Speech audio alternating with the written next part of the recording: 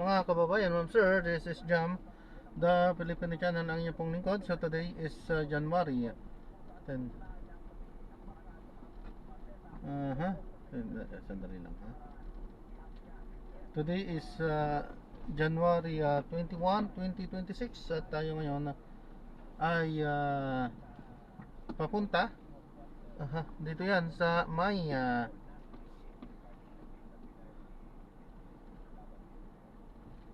andito na tayo actually sa may Concord Tambo, Paranaque. At dadalhin po natin yan sa may NAIA Terminal 3 Pasay. Okay? Barangay 183 Pasay. Okay po. So magbabalik po tayo mamaya konti po pag nakuha po natin sila. Actually andito na sila. Actually, pasalamat pa nga kaya nung nakaraan, nung nabanggit natin sa kanya na ang sinabi din ni Congressman Limite ay yung nature ng complaint na ipinagalaban kay Jose Castro ay hindi intensyon na siya ay makulong. So, nakarating din kay Jose Castro yung information na kaya nasabi niya, well, salamat at ay ako baga pwede nilang i-settle at malinawan yung issue na yun. Ay, sana nga. Okay, maraming salamat, Christian. Extra please. At yan, ang balitang kumpirmado. Sigurado, ito ang Radyo Patrol, Christian Sotores, CMN. Opo. Thank you. Maestrado ng Sandigan Bayan ang umahawak sa isang kaso ni dating Senator Bong Revilla, sinabing malapit na kaibigan ng isa sa mga abogado ng akusado. Narito ang balitang kumpirmado sigurado at ni Radyo Patrol News, Legacy News.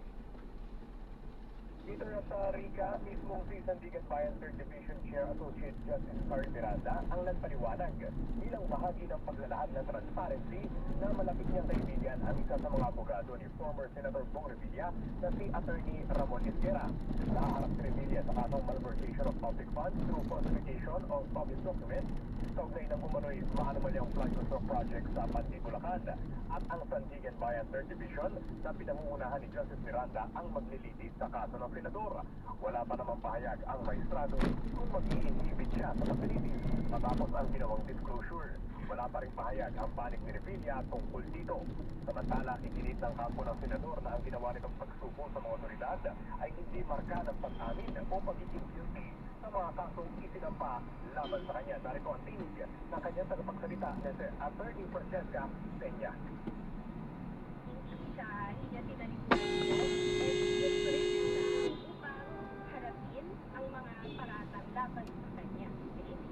Anong klaseng driver ito? Former Senator for Foreign Active Speaker for the judicial Anong process. klaseng driver niya? Bakit? Kasi so that the alleged evidence against him or the lack of it would finally be judicially scrutinized. Pinrat na rinalilitin ang mga motion ng panig ni Revilla sa Sandigan Bayan sa Biyernes kasabay ng kanyang paghahain ng guilty not guilty plea.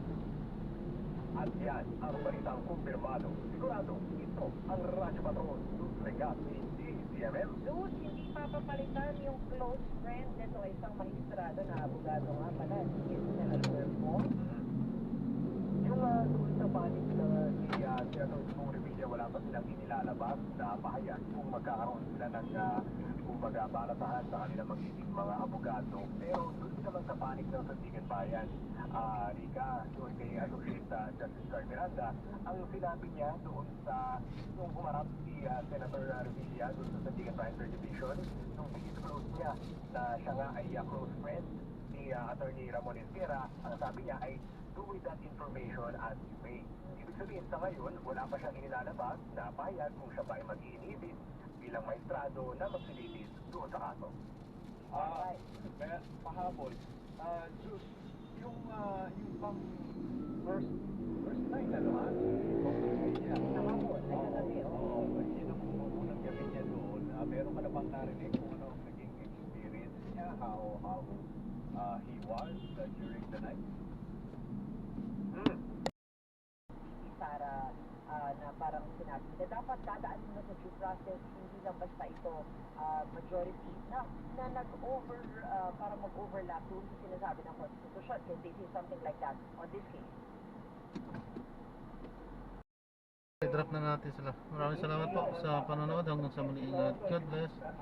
Paalam po muna pansamantala. This is Jam pa rin, the Filipino channel na inyong pong lingkod. Paalam po. But right now, that is only an opinion. And it's also my opinion, by the way. No? But yung paglagay ng unprogrammed funds is already practice even before this administration. So may conflict of interpretation, no, na the correct venue to settle that conflict is the Supreme Court, not an impeachment. So, yun ang ibig sabihin na hindi siya sufficient in substance. Okay.